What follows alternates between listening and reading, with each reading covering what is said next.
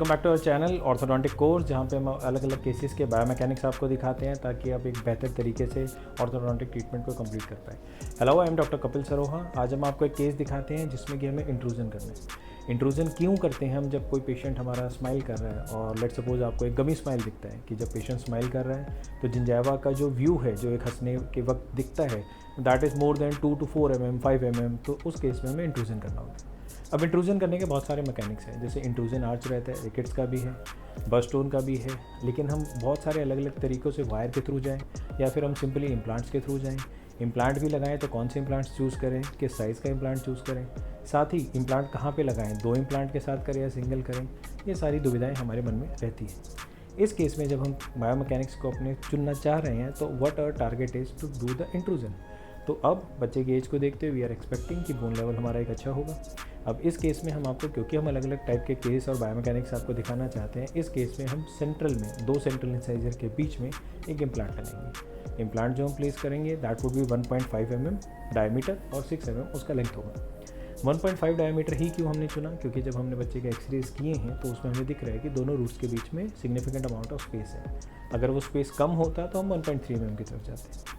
जो 6 mm का हमने इम्प्लांट चुना है उसमें हमें, क्योंकि ये पता है कि हम ऑर्थोडोंटिक इम्प्लांट्स जो हम लगाते हैं वो कॉर्टिकल एंकरेज लेते हैं, तो that is the first interaction of the implant with the bone, तो वो वहाँ से एंकरेज ले रहे हैं। तो लंबा डालने से हमें osteo integration we are not expecting because it's a smooth surface implant.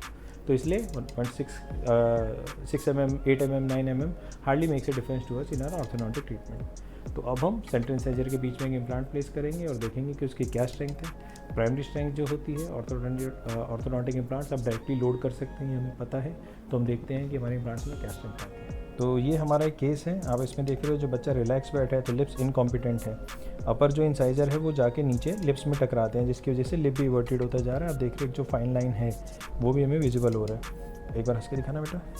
जब ये स्माइल कर रहा है तो गम्स विजिबिलिटी ज़्यादा है, गमी स्माइल है, तो हम चाहते हैं हम इसको थोड़ा ऊपर करें जिससे कि एक तो इस पर ट्रॉमा बंद हो, दूसरा हमारी गमी स्माइल का थोड़ा सा करेक्शन। एक ये हम स्टरलाइज ऑटोक्लेव इम्प्लांट यूज़ करने वाले हैं। ये इम्प्लांट जो है, मैं इसके पार्ट्स आपको बता देता हूँ।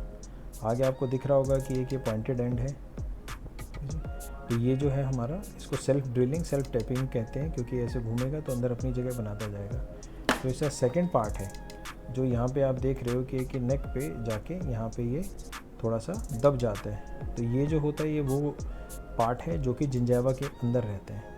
फिर एक ये पार्ट है जिसमें कि आप देख रहे हो कि बीच में एक स्पेस भी है यहाँ पे, ये इसलिए होता है ताकि हम इम्प्लांट को घुमा सकें, और इसके साथ इसमें एक आपको होल भी दिख रहा है ताकि हम कोई भी लगेज वायर या कोई भी अटैचमेंट हम इसके साथ लगा सकें। तो इसके 3 पार्ट है। दिस इज़ हेड जो कि बाहर दिखता है, दिस इज़ सेकेंड पार्ट, बीच का जहाँ पे नेक पतला हो रहा है ये जिंजावा में रहता है, और ये जो नीचे स्पायरल्स हैं that is into the bone.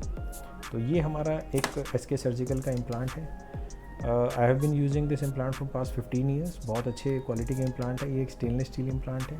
ये एक SK सर्जिकल का इम्प्लांट ड्राइवर है। इसको भी मुझे यूज़ करते हुए अप्रॉक्सीमेटली 14 ईयर्स हो गए हैं। इसमें अंदर आप देखोगे तो एक आपको दिखेगा कि एक पतला सा थिन शीट काइंड ऑफ कुछ दिख रहा है।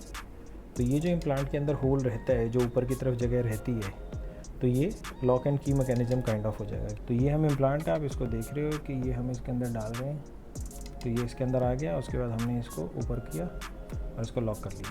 अब इम्प्लांट बिल्कुल नहीं हिल रहा। ये जो हमारा इम्प्लांट है, ये जो हमारा पार्ट होता है, इसको हम रोटेट करते हैं जिससे कि हमारा इम्प्लांट अंदर जाता रहे। तो एक बार स्टार्ट करते हैं इम्प्लांट प्लेसमेंट। अब यहाँ पे हम देख रहे हैं कि ये हमारा बीच में फ्रीनम अटैचमेंट है। जब हम मूव कर रहे हैं यहाँ पे हमारा म्यूकोजिंजाइवल जंक्शन दिख रहा है, इसके ऊपर म्यूकस मेम्ब्रेन है, जिंजाइवा यहाँ तक है, तो हम इसके नीचे डालेंगे। मूवेबल पार्ट में हम कभी नहीं डालेंगे।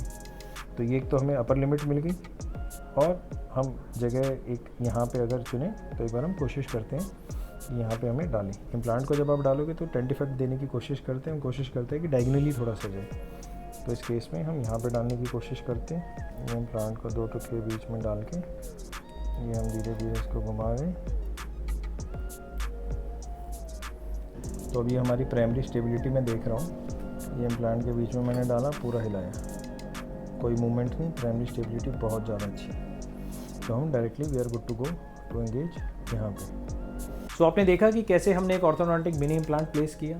बहुत ही एक सिंपल बेसिक रूल मैं आपको बताना चाहता हूँ कि ऑर्थो में हम कॉर्टिकल एंकरेज लेते हैं जो हम इम्प्लांट लगाते हैं। कॉर्टिकल एंकरेज जब आप ले रहे हो तो उसको बोन मैरो से, उसको लंबाई से कुछ फ़र्क नहीं पड़ता। प्राइमरी रिटेंशन आना चाहिए, डे 1 पे आप एंगेज कर सकते हो, बट क्योंकि स्पेस का क्रंचेस कई बार होता है तो आई वुड रेदर एडवाइस कि पतले से पतला इम्प्लांट डालो और छोटे से छोटा इम्प्लांट डालो, जिससे कि पेशेंट को डिस्कम्फर्ट कम से कम हो। But you should also have कि 1.3 mm भी आपके पास है, 1.5 भी है, क्योंकि अगर आप पैलेटल सरफेस पे डालना चाहते हैं तो अप्रॉक्सीमेटली 2 mm का इम्प्लांट आपको डालना पड़ता है। तो अलग अलग इम्प्लांट के साइजेस अपने पास रखें। एसके सर्जिकल के प्रोडक्ट जनरली हम यूज़ करते हैं, तो आई वुड ऑल्सो सजेस्ट कि आप यूज़ करो। बहुत ही अच्छे गोल्ड स्टैंडर्ड के प्रोडक्ट्स हैं, I have been using them from past 15 years, तो आप वो प्रोडक्ट यूज़ कर सकते हैं। अब इस केस में हम नेक्स्ट पार्ट में आपको दिखाएंगे कि हमने कैसे वायर्स को यूज़ करके बायोमैकेनिक्स यूज़ किया और हमने इसको कैसे इंक्लूड करना स्टार्ट किया। So stay tuned with us, हम आपको ऐसे ही और इंटरेस्टिंग केसेस दिखाएंगे और इस टाइप के केसेस का एक फॉलोअप भी दिखाएंगे। Thank you.